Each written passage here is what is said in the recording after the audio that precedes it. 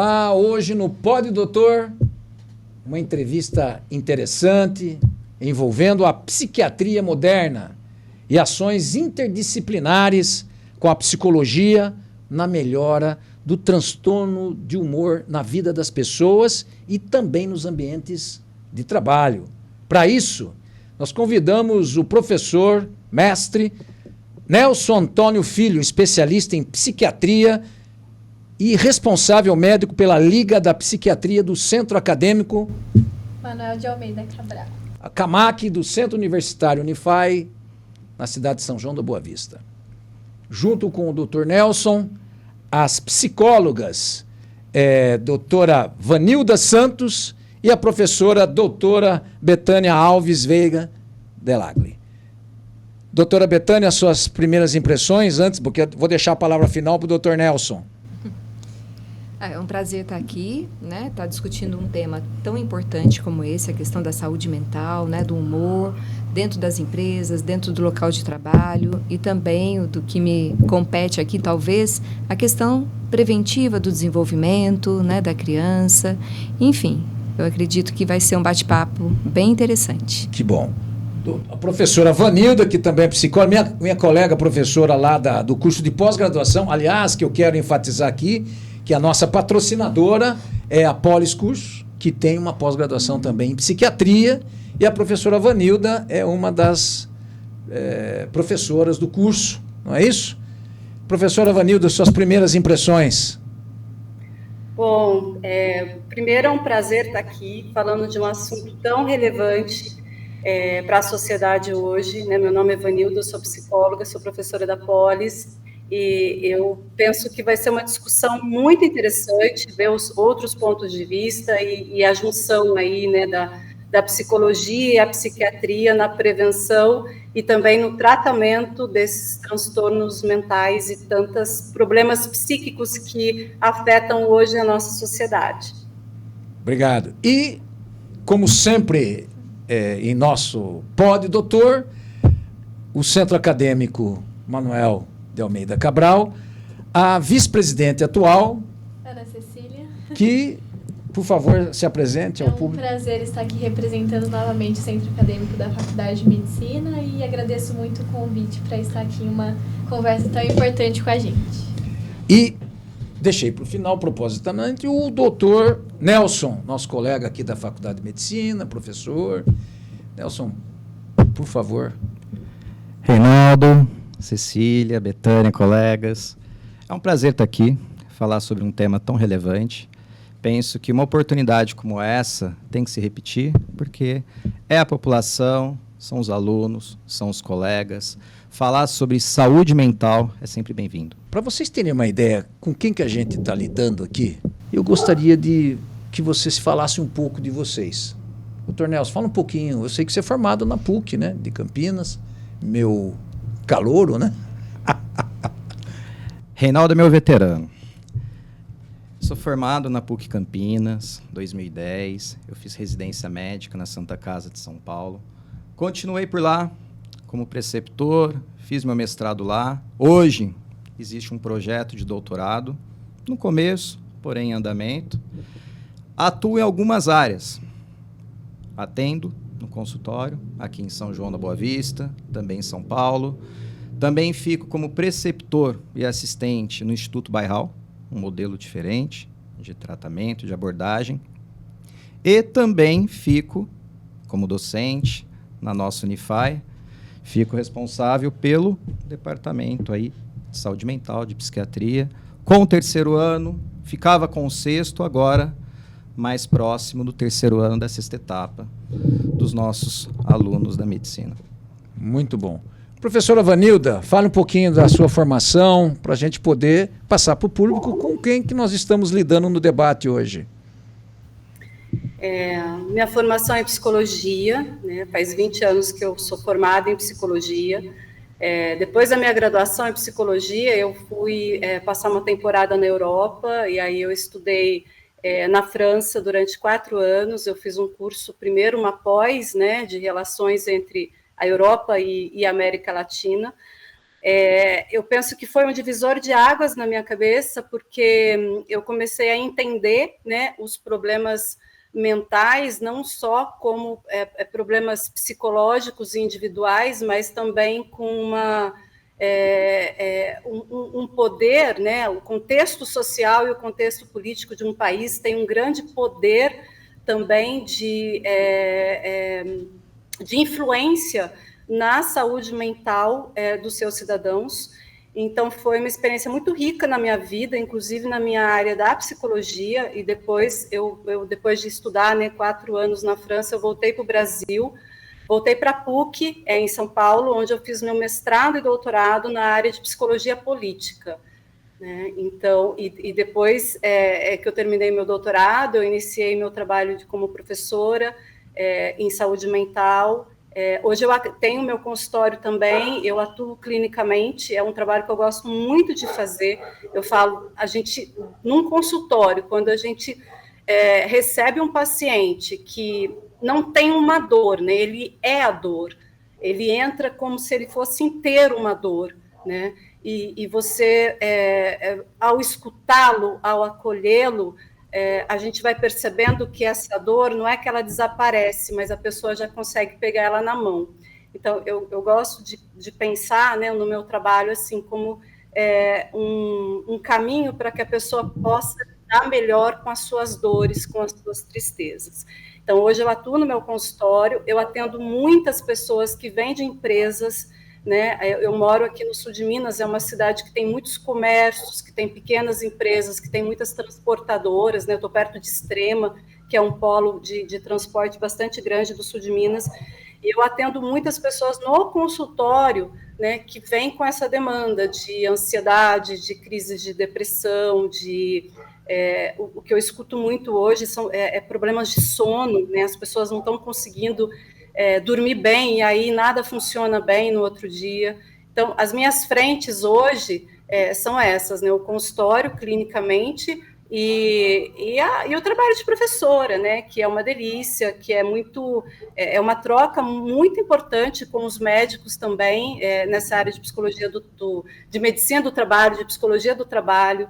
Enfim, assim a gente vai construindo conhecimentos, né? Um vai aprendendo com o outro e entendendo dessa fragilidade do ser humano e, ao mesmo tempo, dessa potência que o ser humano é.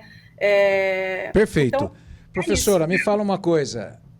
Na França, a senhora estudou em que universidade? Eu estudei, a princípio, os meus 2 primeiros anos, eu estudei na Sorbonne, eu fiz um curso no instituto, chama Instituto de Altos Estudos da América Latina. Perfeito. E depois disso, eu fiz Paris 8, que é Paris Saint-Denis, onde eu fiz ciência política. Tá ótimo. Bem, estão vendo aí, né? E agora, eu deixei a professora Betânia por último, vou explicar o porquê. Eu fui aluno dela no mestrado. Legal. E hoje, ela é minha aluna na medicina. Exatamente. A Betânia, ela vai falar dela, vocês vão entender. Ela tem pós-doc na Unicamp, né, professora?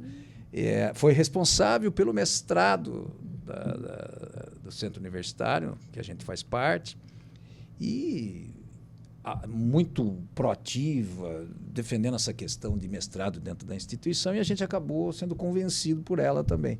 E depois de um tempo ela resolveu fazer medicina, e na verdade agora eu vou jogar para ela. Atendeu o chamado, né? Medicina não adianta, é chamado.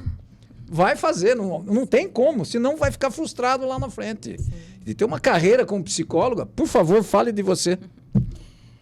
Eu me formei faz 28 anos, na PUC de Campinas, e depois, logo em seguida, eu ingressei para fazer uma especialização em educação especial lá na Universidade Federal do Mato Grosso do Sul. Já engatei também no mestrado na Unicamp, na Faculdade de Educação, doutorado também na Faculdade de Educação, e depois eu fui fazer meu pós-doutorado na Faculdade de Ciências Médicas, e logo que eu terminei, eu fui fazer também o treinamento em psiquiatria infantil lá na psiquiatria da Unicamp. Mas mesmo eu estando na educação, meu trabalho era com crianças com transtornos do neurodesenvolvimento. Então, além das crianças que apresentavam dificuldades escolares, os problemas de comportamento, e esses problemas, sem dúvida nenhuma, não só atrapalhavam a questão do próprio desenvolvimento da criança, mas as inter-relações da família e também dos professores enquanto profissionais, né, do trabalho, enfim, gerando também algum impacto dentro dessa dimensão. Eu tive a oportunidade de fundar uma ONG aqui em São João. Nós atendemos mais de 2.000 crianças do município e crianças com transtornos, né, do neurodesenvolvimento, e que eu tive a oportunidade, então, de conseguir trabalhar alguns aspectos que eu acho preventivos, né, vamos dizer assim. Há pouco tempo, eu me dediquei à questão da primeira infância como questão também importante de prevenção, e tive a oportunidade de ver que empresas estão investindo na primeira infância como a questão do capital humano, no sentido de que essas crianças serão os trabalhadores ali no futuro, né? Então, quando eu participei do Pacto Universitário pela Primeira Infância, justamente nós tínhamos grandes empresas, a Eletro, outras empresas também, voltadas para essa questão do apoio à primeira infância, nessa dimensão aí da dimensão mental. Bom, eu sou também docente, né, da Unify desde 2003, e oriento mestrado e doutorado no Instituto de Psicologia da USP. Bom, vocês estão entendendo o porquê da importância desse programa no debate que nós vamos iniciar agora, e eu começo aqui provocando o Nelson, nosso psiquiatra aqui, médico, no seguinte sentido: nós temos alguns cenários hoje. Vamos falar um pouco da parte da criança, do adolescente. Nós temos o problema da mídia social, jogos eletrônicos.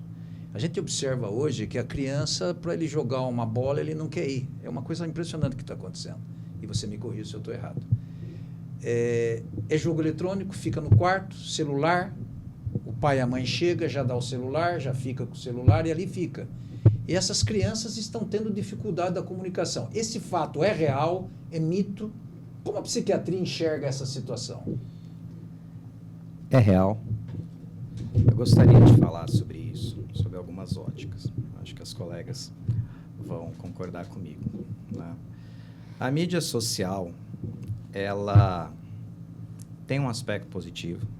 Então, de repente, nós estamos diante de aplicativos voltados para um idoso com doença de Alzheimer, um aplicativo voltado para um jovem com TEA, né, com transtorno do espectro autista, que pode direcionar, que pode colaborar, que pode contribuir, mas temos a mídia social que devemos tomar cuidado, né?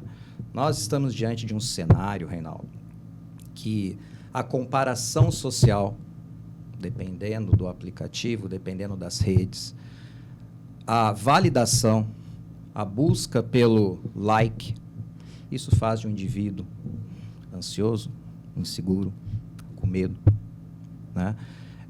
Levando para um campo da psiquiatria, nós temos os transtornos aditivos, né? Hoje, a gente fala, né, das mídias sociais, da dependência de internet, da dependência de jogos eletrônicos, né?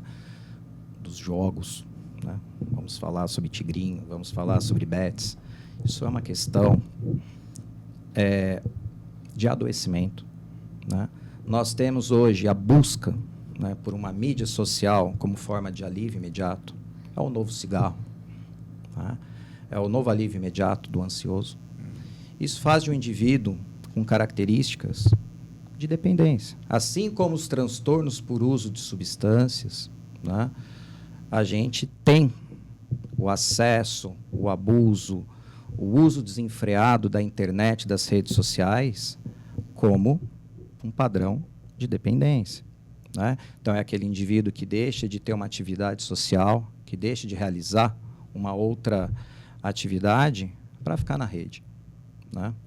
Existe um desconforto em não estar atualizado. Ele precisa ter acesso àquela informação ao mesmo tempo que todo mundo. Por que isso? A gente não tinha um celular, o acesso à internet 24 horas por dia e todo mundo sobreviveu, correto? Temos um problema, isso chega no consultório sob diversas demandas, né? É a mãe que levou o filho, é o pai que levou o filho, e muitas vezes, na abordagem, é aquele jovem que traz, né, a rede social, a internet, o jogo eletrônico, como fuga de enfrentamentos, né? Eu penso que a Betânia, nossa grande colega, que aborda muito jovem, a gente tem muitos pacientes em comum, a gente acaba lidando com isso quase que rotineiramente, né, Betânia? Sim. Temos um problema de saúde mental. A mídia social tem um lado positivo, mas tem um lado que exige cuidado, que exige um olhar atento, porque estamos diante de um processo de adoecimento. Perfeito. Então, na verdade, é uma fuga que esse usuário, é um usuário, né? Eu entendo. O termo está incorreto, psicólogas, psiquiatras, porque eu entendo esse aspecto, pelo que você colocou. E nesse aspecto eu passo para a Betânia e depois para a Vanilda, para que vocês possam dar as suas impressões sobre essa fala do Nelson. Uhum. Do ponto de vista da psicologia, como é que a gente pode atuar nisso daí, já que ele investiu, diagnosticou, e aí, como é que fica isso? De fato, a gente está vivendo um problema, né, com relação à questão das redes, da mídia. Temos as consequências psicológicas bastante evidenciadas, até com relação à questão da humilhação, do desrespeito. Aquilo, na verdade, eu conheço adolescentes que vivenciaram fotos sendo expostas, né? Então, assim, isso daí também traz um sofrimento muito grande para a família. O que chega em consultório geralmente são esses problemas. Nós temos a questão do vício, de você ficar muito tempo nas mídias, mas nós também temos as consequências quando esse uso ultrapassa a dimensão do respeito pelo outro, né? Então, a gente tem aí muita dimensão do cyberbullying, que também tudo que vai na mídia, a gente sabe o quão complexo que isso traz em termos de consequências mentais, né, para aquele adolescente e para a família como um todo. Então, eu tenho visto isso com muita preocupação, e por um lado, e também concordo dos benefícios que isso traz. E aí eu vou só colocar uma questão que eu acho importante, é que nós vamos ter que atuar em termos da educação. E talvez a Vanilda vai colocar a questão das políticas públicas, né? O quanto isso, os outros países já começaram a se mobilizar com relação a essa dimensão. Por exemplo, na escola não existe mais o uso, né, foi proibido o uso de tecnologias, até mesmo do próprio computador, porque viu que isso não está fazendo bem, né? Então, assim, a gente saber usar vai depender sempre de uma autorregulação, e essa autorregulação é um problema que nós temos, que a gente não consegue fazer essa autorregulação, a gente ficou dependente das mídias, né, de toda essa condição, e os pais que são responsáveis para conseguir organizar isso na vida da criança e do adolescente não dão conta, porque eles também se beneficiam delas, né? Porque a criança fica quieta, hoje eles não sabem lidar com o jovem, as crianças não sabem brincar mais sozinhas, não sabem inventar uma brincadeira. Então, isso é muito sério, né? Então, pensando nessa perspectiva, a preocupação ela é muito pertinente para nós, profissionais da saúde, e que a gente tem que discutir mais essas questões. Muito bom. Professora Vanilda. Eu concordo com a professora Betânia, né? Eu não tenho trabalho com adolescentes, eu atendo adultos, mas eu percebo que a criança, o uso de celular barra criatividade, que é algo tão importante, né, na criança e no adolescente, que é usar a criatividade, que é brincadeira ao ar livre, que é o contato com a natureza, mesmo quem mora em cidade grande, enfim, tem todos esses problemas. E o que eu percebo, né, na minha prática profissional é que, olha, sem exagero, 90% das pessoas que chegam no consultório por angústias diversas, né, cada um vem com uma angústia, mas tem uma angústia comum, que é o seguinte, eles falam assim, eu não consigo sair do Instagram. Eu vou ler, e aí, quando eu vejo, eu estou no Instagram. Eles usam muito o Instagram, Facebook não tanto mais, né? Mas assim, o que eu escuto muito é a questão do Instagram, e entra numa problemática que o Dr. Nelson trouxe, que é da comparação. Isso é muito perigoso, né? Porque tem uma comparação ali de que todo mundo é feliz, menos eu. Todo mundo tem um emprego perfeito, menos eu. Todo mundo está lá na praia com o pezinho, sabe a foto do pezinho, né? Uma foto famosa, muita gente faz a foto do pezinho no Instagram, né?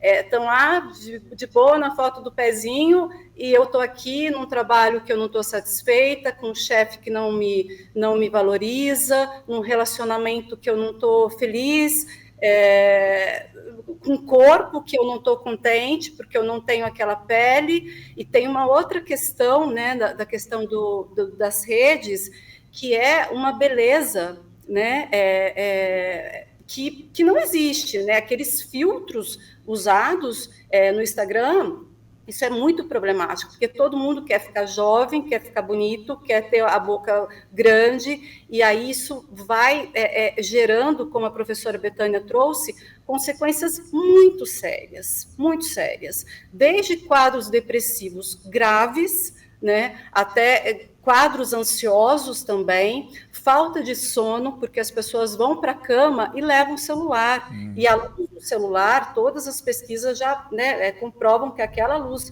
azul do celular é extremamente nociva para o nosso sono. E além de dormir olhando, acorda, e a primeira coisa que pensa, né, não é abrir a janela, como está o dia, olhar o tempo, mas tem mensagem? Quem mandou mensagem? Quem curtiu aquela foto que eu coloquei ontem? E tem uma questão das curtidas que o professor Nelson trouxe, que é muito grave, porque as pessoas postam coisas também na internet, maioria das vezes, para serem curtidas. E quando não são, né, ou quando tem poucas curtidas, ou nenhum comentário, ou algum comentário negativo, isso mexe muito com a autoestima e com o próprio humor. Na adolescência, a professora Betânia, né, adolescência e na infância, eu acho que isso é mais problemático ainda do que no adulto, né, porque o adolescente ele ainda não tem os filtros, filtros internos, né, para entender o que a tristeza faz parte também da vida e que as angústias fazem parte. Então, é tudo eu penso que as redes sociais, sobretudo, né, tem mostra um mundo colorido que não existe na realidade, né? Porque a existência humana, nós que somos seres vivos e vivemos aqui nesse mundo, enquanto a gente não for vivo, nós vamos ter angústia, nós vamos ter tristeza, a gente vai ter frustração, né?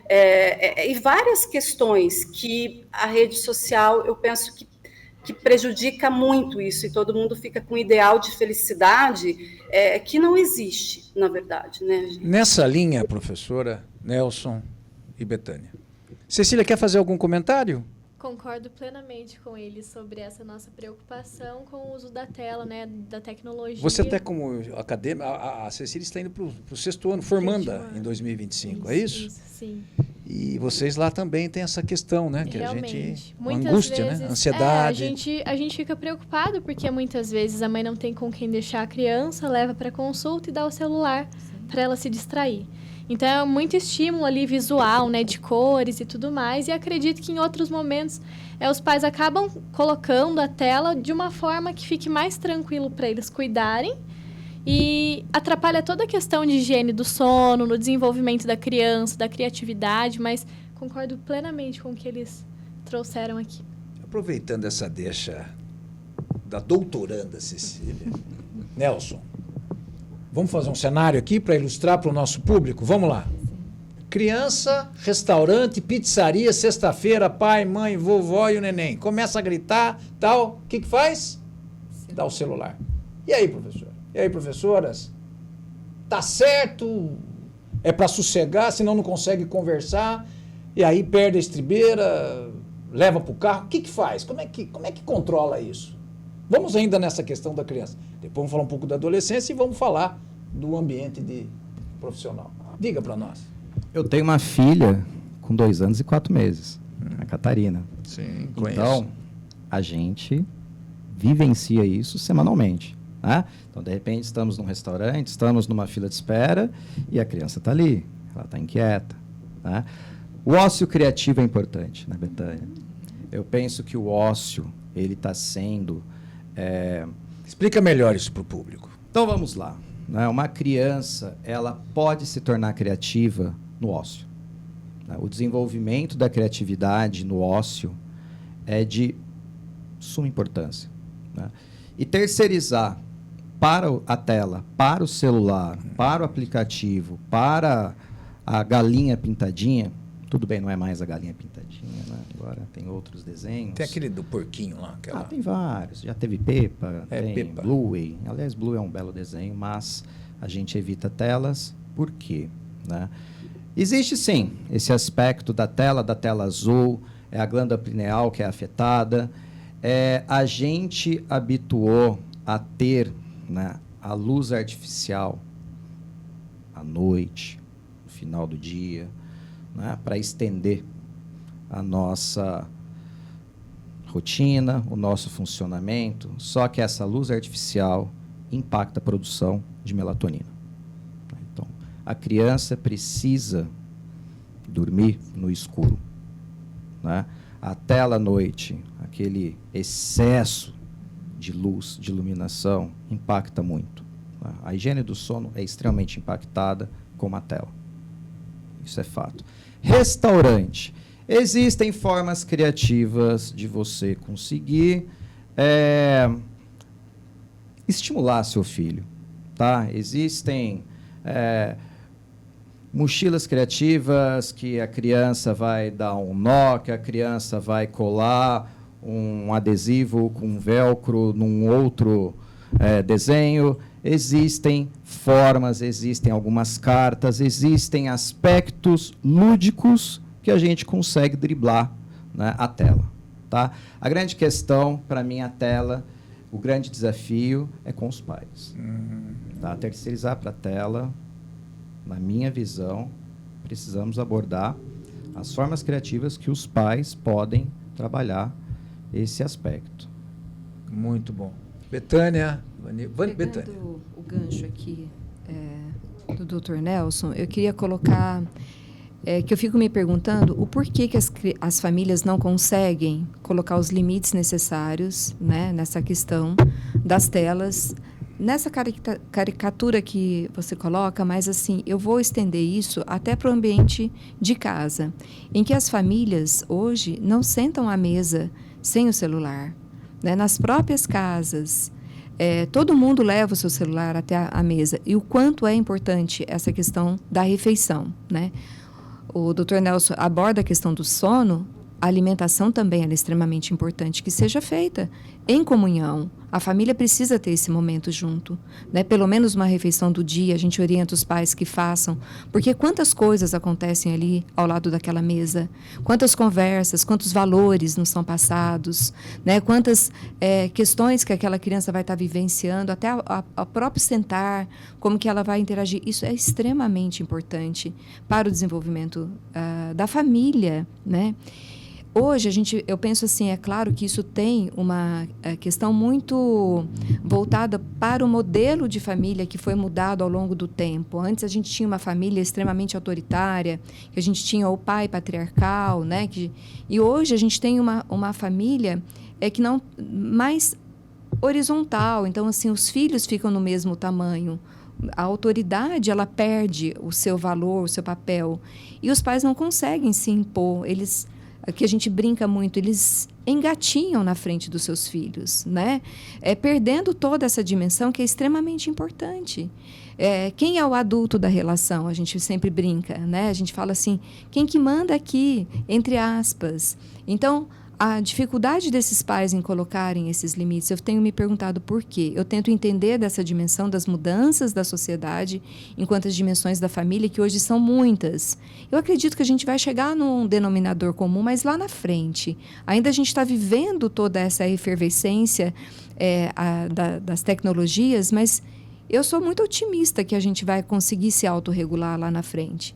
Não estamos aí ainda, mas a gente vai ver que a gente vai precisar resgatar isso de alguma forma. Muito bom. Vanilda. Eu concordo muito com a professora Betânia. Inclusive, assim, ela estava falando, eu fiquei pensando nessa família hoje, né, que realmente não tem a autoridade mais dos pais, e eu sinto os pais muito perdidos.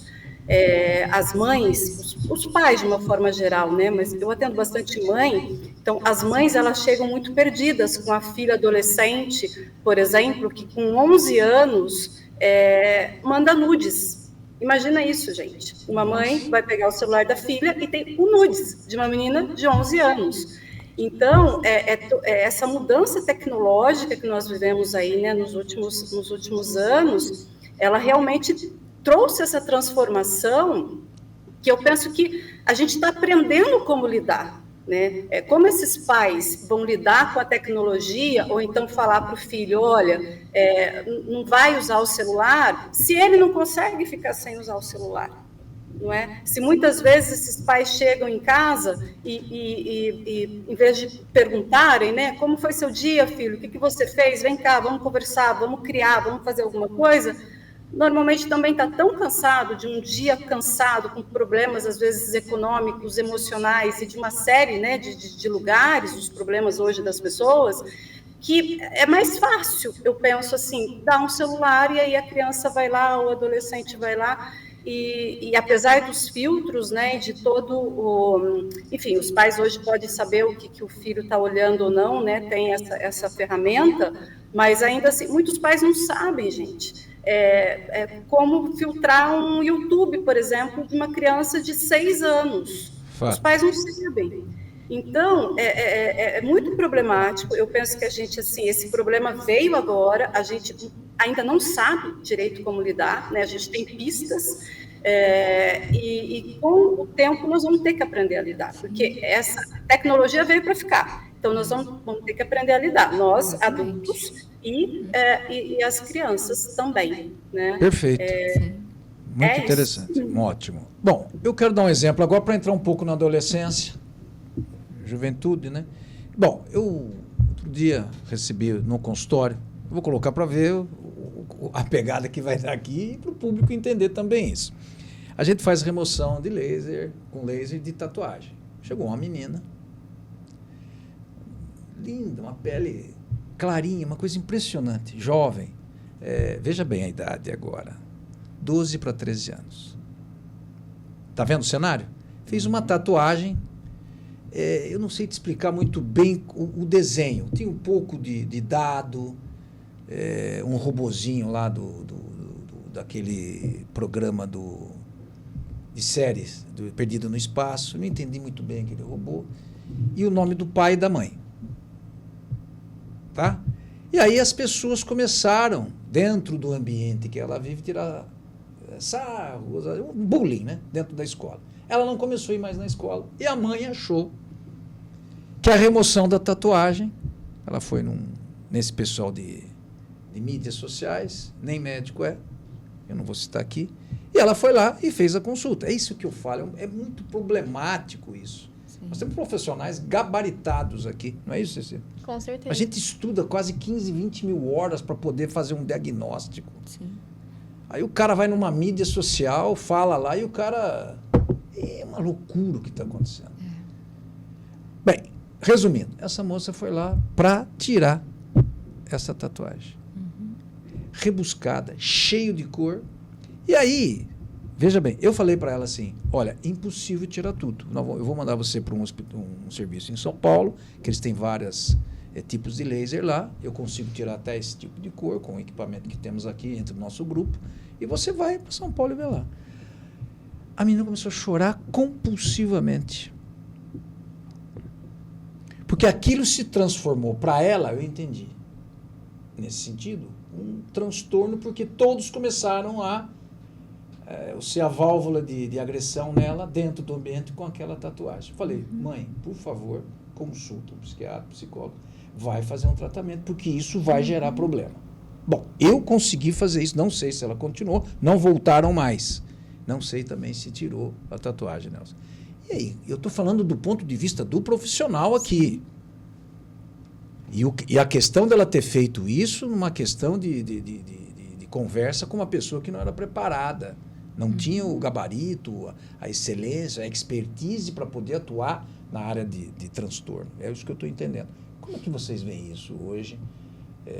Profissionais não médicos, não psicólogos, que têm rede de influência, tramitam para resolver. Ainda bem que ela foi num profissional e a gente encaminhou.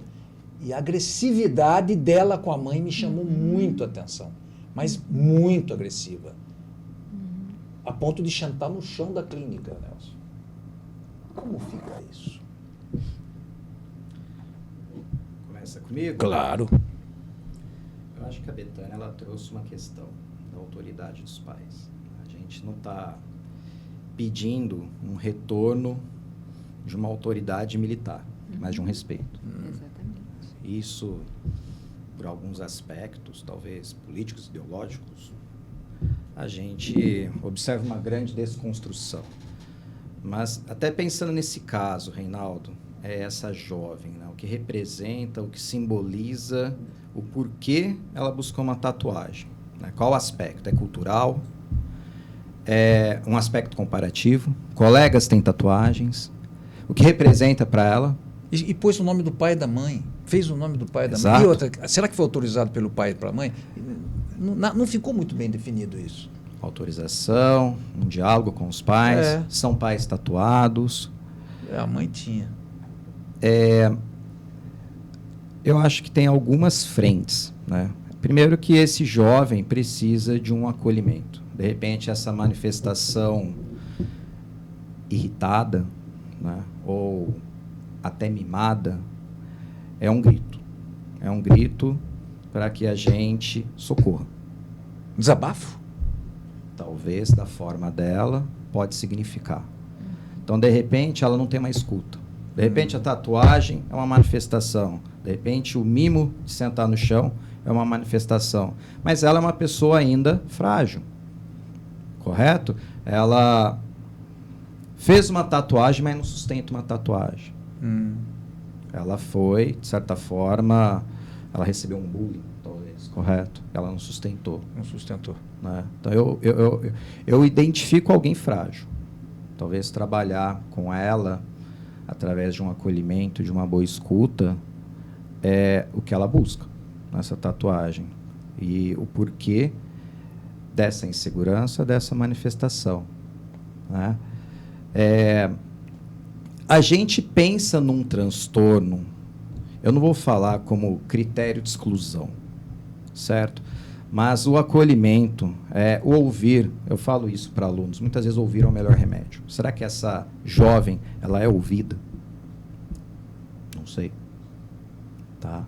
Então, eu acho que a gente, de repente, consiga muitos elementos num bom diálogo, num bom acolhimento, numa boa escuta. Tá? Pensar em transtornos. Um transtorno dismórfico corporal, alguém que não se identifica ou que não se enxerga daquela forma que ela acredita ser. Isso aí seria uma última instância. Né? Eu acho que tem uns primeiros passos. Eu penso que uma abordagem do profissional de saúde mental, pode ser a psicóloga, pode ser o médico, psiquiatra, mas independente, pode ser um profissional. Ela precisa primeiro ser escutada, a gente precisa identificar os aspectos. Né? É alguém que está, no meu entendimento, ainda muito frágil. Perfeito. Mas, Nelson, aqui eu quero colocar um adendo, que é o seguinte, procurar profissional especializado. Sim. Pelo amor de Deus, Só um gancho. Fala. Informação.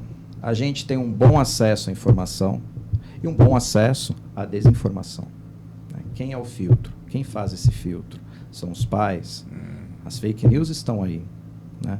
A gente pode adquirir uma informação a respeito de um bom profissional, a respeito de uma boa conduta, mas quem faz esse filtro? Cabe aos pais? Cabe a quem? Essa é uma pergunta, pode ser um dilema, de repente não temos uma resposta. Perfeito. Mas, como a Betânia colocou, como a Vanilda colocou, é um follow-up. Nós estamos no meio de uma nova situação, né, de um acesso desenfreado a todo tipo e toda forma de informações. Maravilha, Betânia. Eu queria sintetizar essa fala do Dr. Nelson, ressaltando um aspecto que para mim ficou muito evidente na hora que você estava trazendo a situação, que essa mãe, ela não foi capaz, ou essa família, vamos supor, né, de proteger essa menina das consequências, antecipar a questão das consequências que fazer uma tatuagem traria para ela. Ou seja, essa menina não foi protegida, né? Então, mostrando uma outra perspectiva. Ela não tem ainda uma maturidade, como o Nelson colocou bem, para lidar com as consequências. Ela é imatura. E quem faz esse papel? Né? Quem que vai? Eu também tive vontade de fazer tatuagem aos 15 anos de idade. Perfeito. Né? E o que a minha mãe falou? Você não vai fazer. Né? Fiz birra? Fiz naquela época. Né? Não, você não vai fazer agora. Quando você tiver condições, você faz. Né? Eu queria estabelecer o limite. Lembrar de uma situação que aconteceu verídica. Eu tinha uma criança próxima a mim que os pais assistiam programas de TV em que eram expostas as moças com roupas de biquíni, aquela de maiô, Sim. E ficava dançando, aquelas coisas todas. E eu falava, o seu filho tinha 5 aninhos, não tem idade para isso, de ficar assistindo junto com vocês. Né? Porque a gente pensa que a TV está tudo ali e que pode acontecer. Mas assim, me achavam, não, psicóloga, chata, né, etc. Só concluindo, esse menino um dia, assistindo ao programa, entrou debaixo da mesa e ficou excitado. Quando os pais viram aquilo, aí eles vieram falar comigo. Eu falei assim, olha, você colocou para o seu filho uma emoção, um sentimento que ele não é capaz de lidar. Entendi. Né? Então, assim, colocando essa situação, olha o quanto é importante que os pais dê conta de saber o nível de desenvolvimento emocional daquela criança. Né? O quanto ele vai dar conta de lidar com aquela situação e arcar com essa consequência, vamos colocar. Para mim, a reação dessa adolescente, só concluindo, foi perfeita. Ela fez aquilo que ela, do nível de desenvolvimento dela, poderia tolerar. Entendi. O que foi errado, né? Agora os outros profissionais vão tentar auxiliar, ajudar, lidar com isso de alguma outra forma, mas faltou uma proteção para essa menina. Muito bom, belo debate. Professora Vanilda. Eu concordo plenamente. Na hora que eu estava ouvindo, o que eu senti? Essa criança, ela está gritando por limite, né, essa adolescente. Ela está gritando, porque a criança ela precisa de limite, porque o limite é sentido pela criança como amor. Então, se uma criança faz, né, não tem filtros, faz o que quer, né, o que ela vai fazer? Ela vai fazer coisas para chamar atenção, porque ela quer que olhem para ela. Então, eu sinto isso, essa adolescente, ela precisa ser acolhida, ela está pedindo limites, ela está pedindo atenção, e o que eu sinto hoje, sabe, gente, é que as pessoas não precisam fazer curso de oratória, precisam fazer curso de escutatória. As pessoas não conseguem ouvir os outros. Tem profissionais, tem psicólogos, gente, na nossa área, que não conseguem ouvir, né? Que não consegue escutar realmente o que a outra pessoa está dizendo. Então, eu penso que entra aí muito na questão do limite, né? O limite é amor. Essa criança, essa adolescente, ela está pedindo socorro.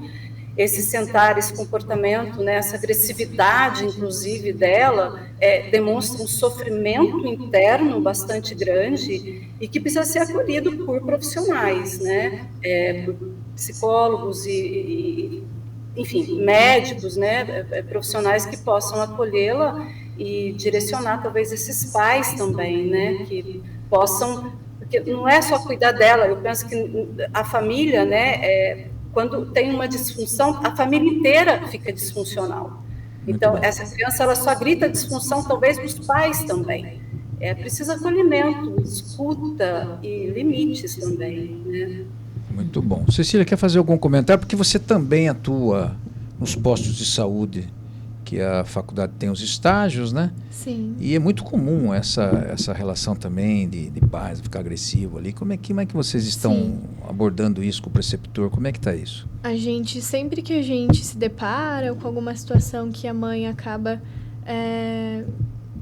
ofertando ali telas e não conseguindo controlar, né, os seus filhos no sentido deles começarem a fazer uma birra e tudo mais, a gente sempre conversa com o preceptor, no caso, né, que sempre fica responsável por nós nos atendimentos, mas a gente fica muito preocupado nesse sentido dessa nova introdução a tanta tecnologia quanto a questão de limites, né, que eu acredito que limites são necessários.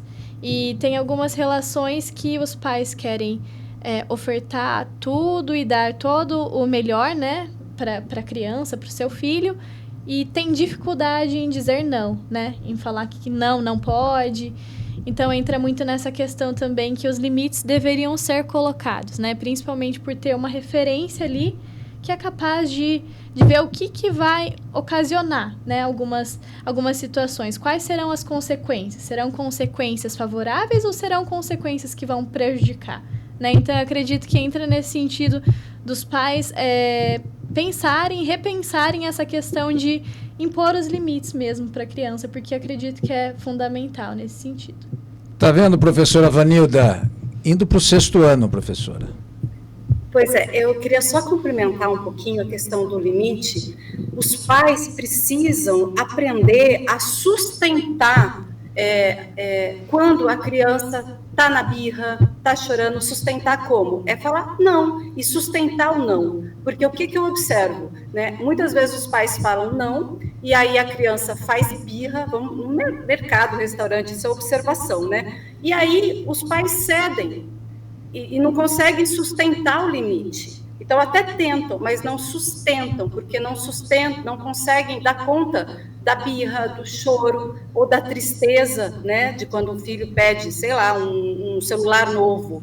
Então, é importante esses pais também, eu penso que terem pernas, né, para sustentarem os seus limites, porque isso é muito importante para a criança. Muito. Perfeito. Bom, agora vamos falar um pouquinho do ambiente laboral, né? Ambiente de trabalho, relações interpessoais, que é o grande problema. Nós temos aqui empresários acompanhando, nós temos uma divulgação na CIESP, na Associação Comercial, eles têm dado muito apoio, têm aprovado muito o programa da CAMAC e da Atlética, com essa mediação, e a gente fica muito feliz em poder contribuir com o ambiente preventivo.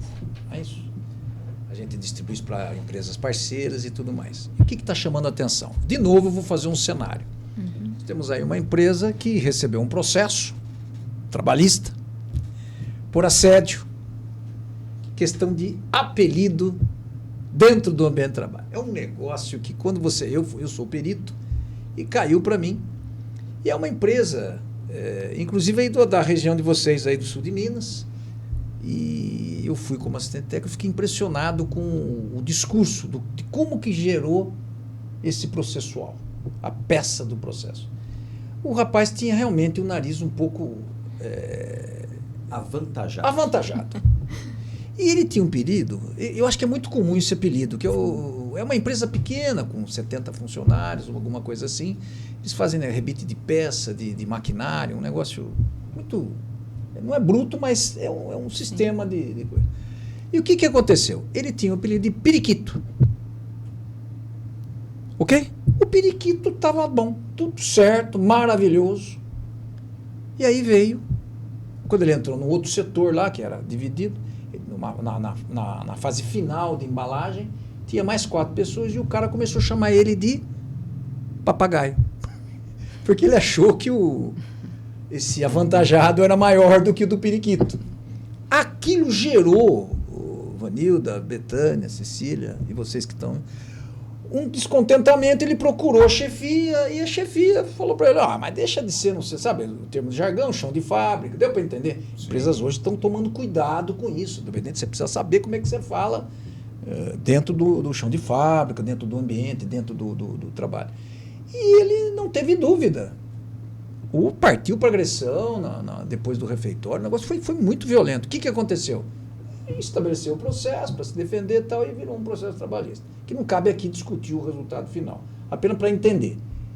Como é que nós vamos lidar com essa situação, fora outros, né? Em ambiente administrativos, RH, existe uma questão de competitividade em todo, na medicina, dentro da residência médica, um compete com o outro, não é isso, Nelson? Está muito complicado isso. O excesso de cobrança, o excesso de ter o sucesso que a gente abordou aqui, e nos ambientes laborais a situação está se tornando agressiva e não fecha essa conta. Hoje os processos trabalhistas envolvendo transtornos e assédio já está praticamente igualitário a queixas de coluna lombar, de dor, de problemas osteoarticulares e outros. Já está, é uma das principais motivos de afastamento no ambiente de trabalho, absenteísmo. Do ponto de vista da psiquiatria e de psicologia, o que é que nós podemos aconselhar essa situação e como transcorrer de maneira técnica, do ponto de vista positivo, para coibir essa situação? Dr. Nelson. Reinaldo, eu penso sobre duas óticas.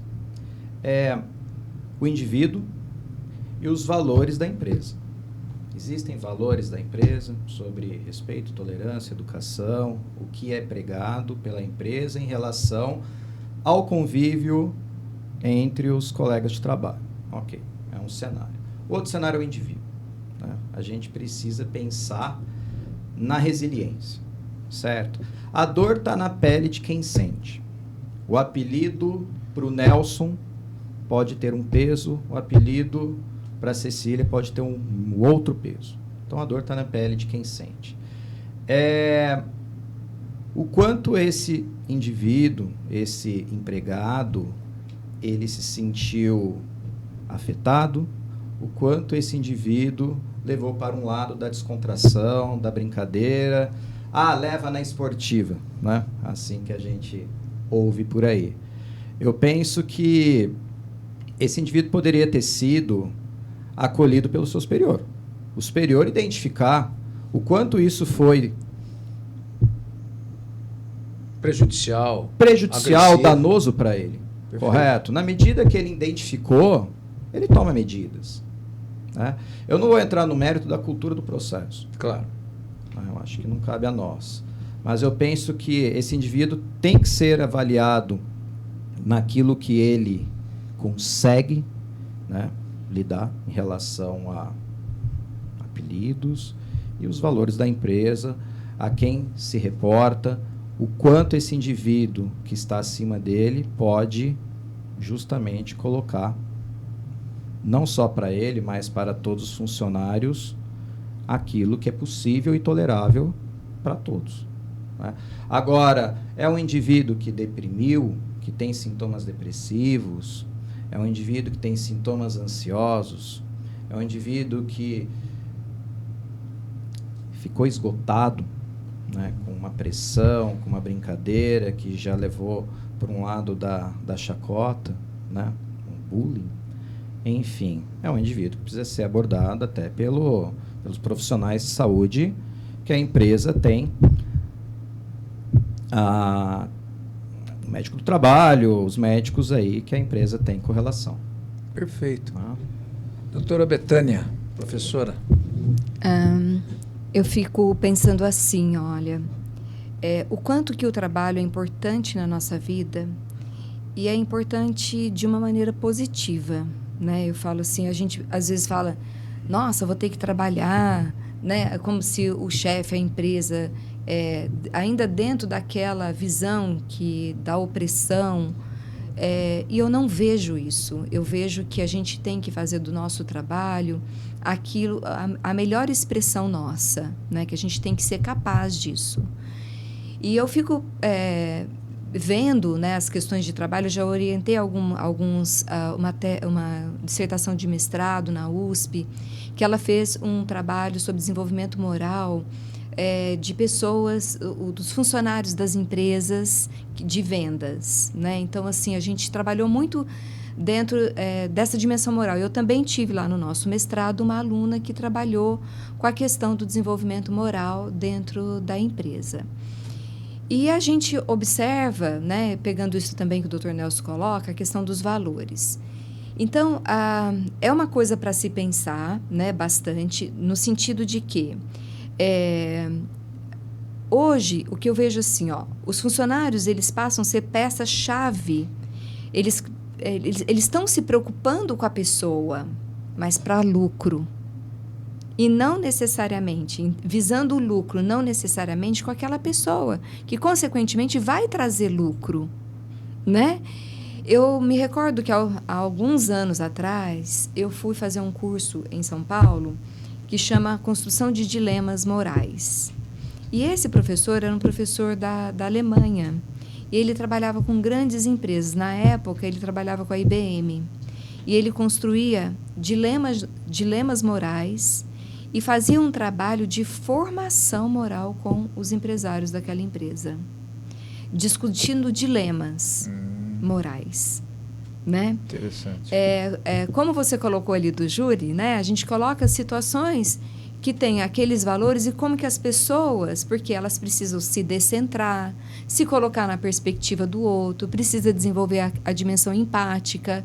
Então, trabalhar dentro, se preocupar efetivamente, não só com o bem-estar, para lucro, mas um bem-estar voltado para um desenvolvimento moral, considerando que o trabalho é a peça fundamental da nossa vida. Perfeito. Né? Então, eu queria colocar que eu acho que a gente tem que parar com isso. Muito o trabalho não deve oprimir, ele deve fazer com que a gente se sinta muito bem. Maravilha. E essa que é a preocupação que eu acho que a empresa deve ter. Professora Vanilda, a sua tela está aparecendo um texto do lado. Isso. Melhorou? Sim. Tá, acho que é meu copo que está aqui.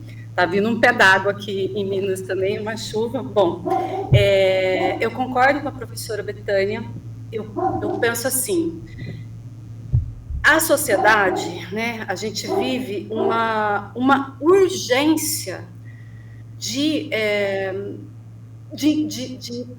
um cuidado com uma empatia humana. A gente está vivendo, assim, uma precarização de solidariedade.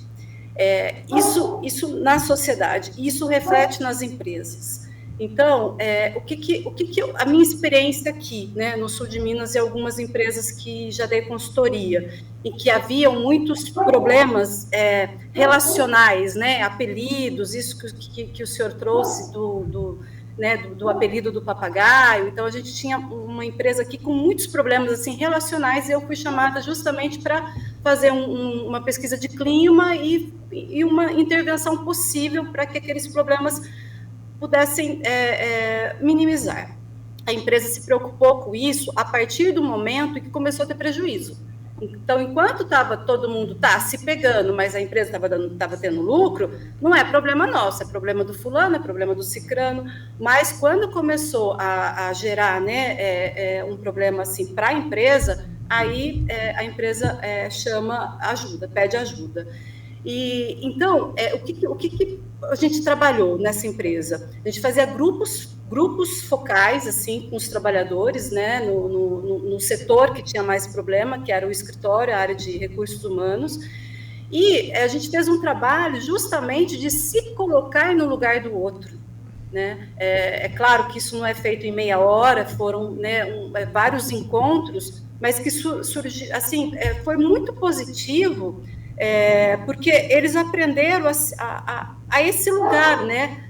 Que eu acho que falta hoje na sociedade, que é se colocar no lugar do outro. Perfeito. Né? Quando uma pessoa fala, normalmente, às vezes, assim, não é pessoal com a gente, mas está tudo tão aflorado e as pessoas estão tão à flor da pele mesmo, que se o colega fala qualquer coisa, o dia está cinza, nossa, mas está cinza por quê? É eu que estou cinza? É por causa da minha roupa cinza? Então, a gente fez um trabalho, primeiro, assim, de entender o que estava acontecendo e, sobretudo, de solidariedade, né, de empatia, de se colocar no lugar do outro, de mudar mesmo de posição. Tinha até um programa na televisão antigo, né, que era Troca de Famílias. Então, foi mais ou menos um troca de famílias, mas não de famílias, é um troca de lugares, né, de posições dentro da empresa, para que eles pudessem entender mais por que a outra pessoa, enfim, demorava mais para mandar um relatório, mas por que demorava mais? Porque o relatório era mais difícil, e foi positivo. Mas o que eu penso é que as empresas precisam olhar, né, para esses problemas que a gente está passando na sociedade, que é essa falta de solidariedade e empatia, e trazer isso para a empresa de uma forma preventiva, né? Colocar isso na cultura da empresa. Olha, aqui é assim, aqui é solidariedade, aqui um ajuda o outro, aqui não tem competição. Eu penso que isso é urgente, porque o que acontece lá, né, aqui fora, vamos falar assim, reflete no trabalho, e o trabalho é muito importante, e o trabalho ele pode ser, né, tanto um propulsor de adoecimento, que acontece bastante, quanto um propulsor de saúde também, né, de saúde mental, inclusive.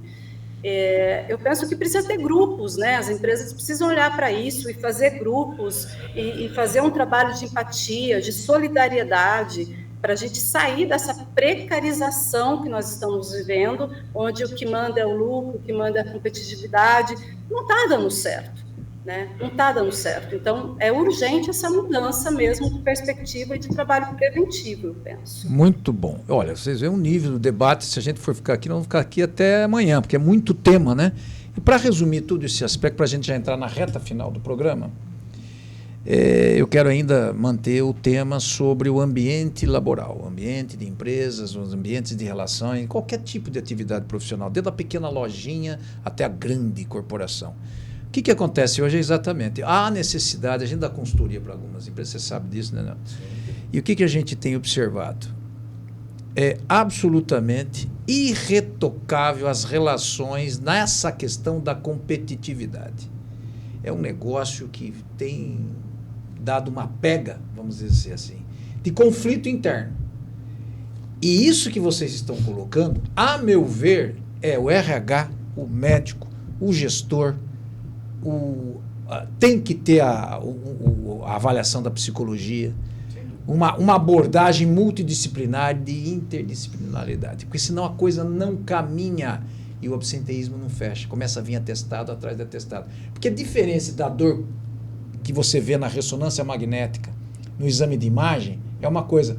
Mas a questão do transtorno mental, do transtorno do humor, você não vê em nada. É comportamental. E aquilo, o cara não. Ele tem um receio uma repulsa no local do trabalho. Ele tem a vida social dele normal, ele consegue frequentar, mas quando ele entra no ambiente de produção profissional, ele tem a repulsa. Ele não consegue escutar a voz de determinada pessoa que ele criou uma empatia.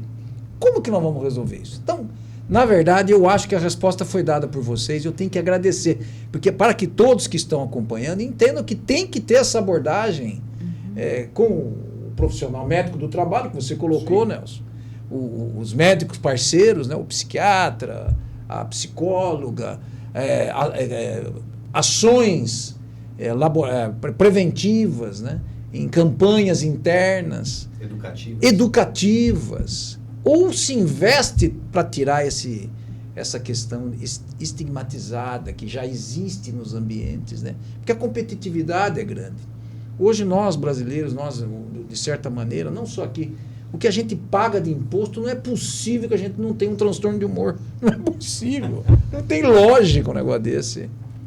60% da sua... Hoje era 40%, hoje é muito mais que isso. Tudo está taxado.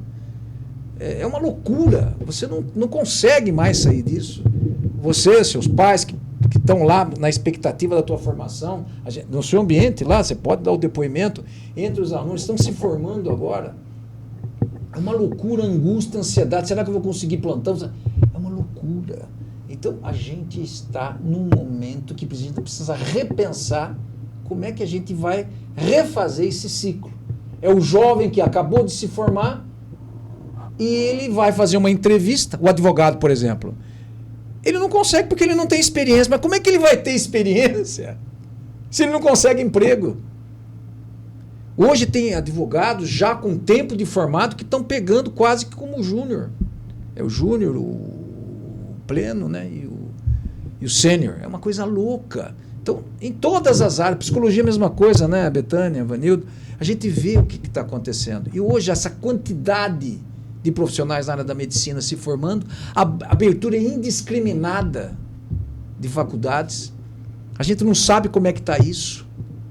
Quem que está ofertando aula para esses alunos? Qual que é o nível que está se fazendo? Como é que vai ser isso lá na frente? Quem que é o profissional que vai ficar cuidando de mim quando eu ficar doente? De você, Nelson, da sua filha. Não é, Betânia? Então, a gente fica preocupado e é por isso que o debate, é por isso que a gente tem esse programa. Estimular o debate, fazer com que a gente possa estabelecer um critério técnico dentro do debate para que a gente possa pensar coisas positivas para adotar na nossa vida. Porque senão a gente não caminha. A coisa não anda. Você vê que o ciclo é o mesmo. Não é? E eu quero agora, nessa fase final, agradecer a presença de vocês. Nelson, fantástico a sua abordagem. Muito equilibrado, calmo, técnico. Coisa de psiquiatra, né? Betânia, fantástica. Expertise, muita experiência. Com certeza vai para essa linha quando se formar na medicina. Com certeza. Vanilda, eu só escutei coisas boas de você lá dentro dos alunos da Polis, sobre os cursos. A Polis tem vários cursos e um deles é o da psiquiatria, na pós-graduação da psiquiatria. E a gente fica muito feliz de ter você aqui também. E, Cecília, você veja bem, hein? Está entrando no 6º ano, você vê a segurança. É isso que nos traz orgulho. E aqui nós temos já uma acadêmica da medicina por 3º ano agora. Sim. Aí, ó.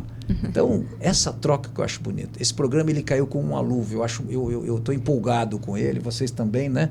A Atlética da Medicina, a CAMAC, o Centro Acadêmico, eles estão abraçando o programa. E está no início, né?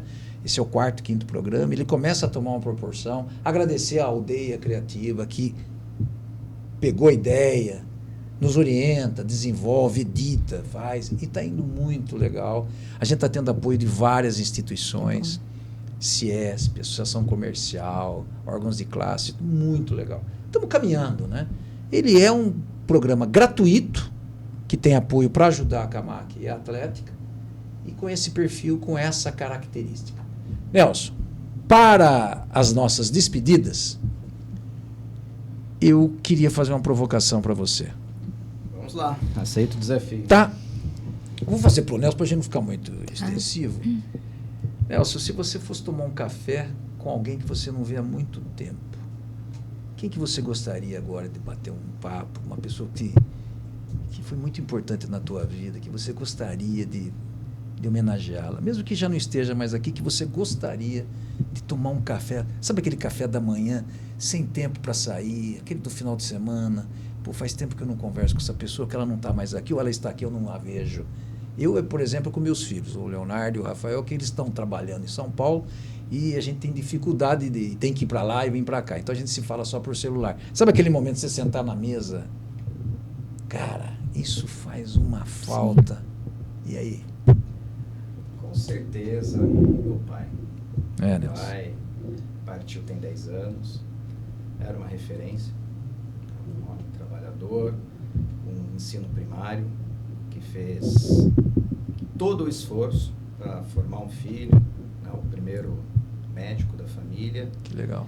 E que é uma pessoa muito sensata, de uma educação ríspida, mas que tinha um olhar empático em relação aos filhos, em relação à minha mãe, a esposa, e alguém que assistia Jogos do Santos comigo, né? Sofredor comigo, alguém que eu sinto muita falta.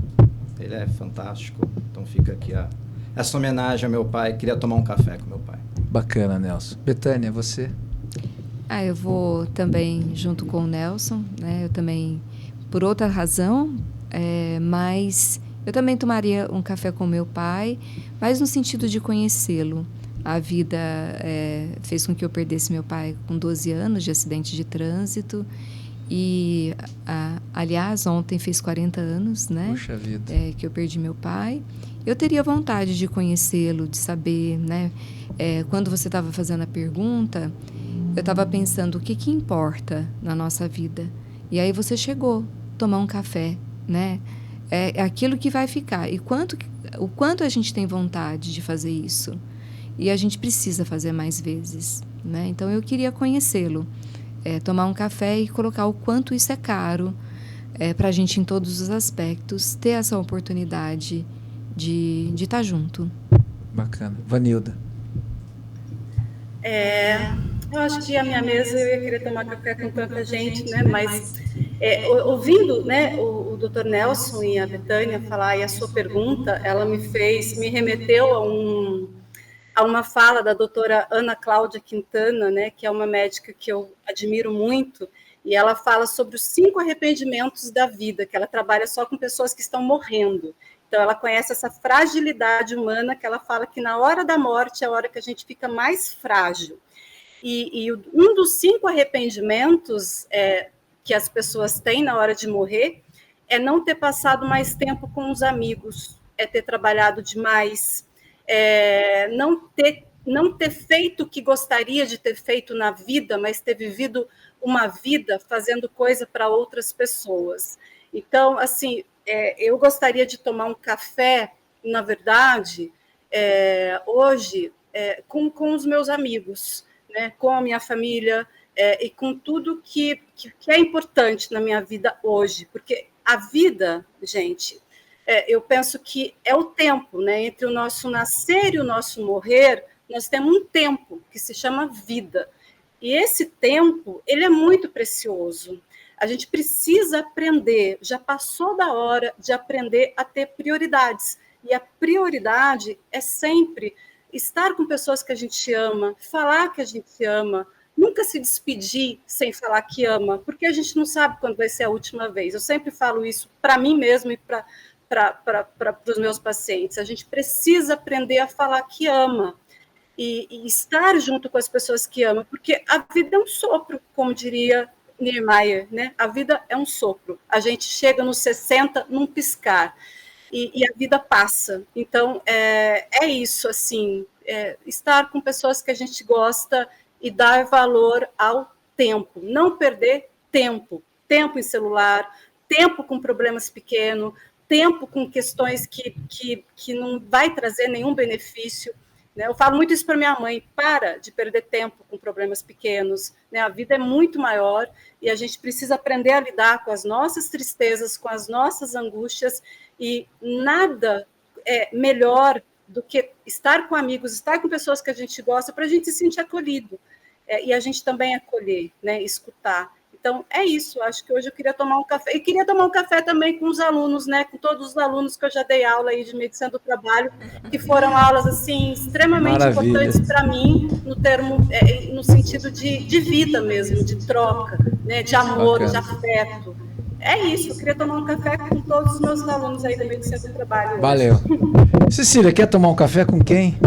Bom, depois de toda essa reflexão, né, eu gostaria muito de tomar café com os meus avós, que não estão mais aqui, mas na verdade eu gostaria de tomar café com a minha família reunida, né, incluindo os meus avós, que eu falava desde pequena, desde criança, que eu gostaria de ser médica, e eles infelizmente não estarão aqui fisicamente, né, para acompanhar esse processo, mas seria com a família reunida, com certeza. Bem, com essa reflexão foi provocativa para atingir você que está aí nos assistindo.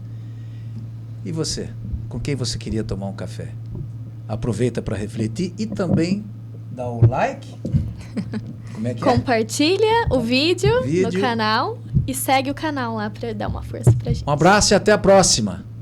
Pode, doutor. Até lá.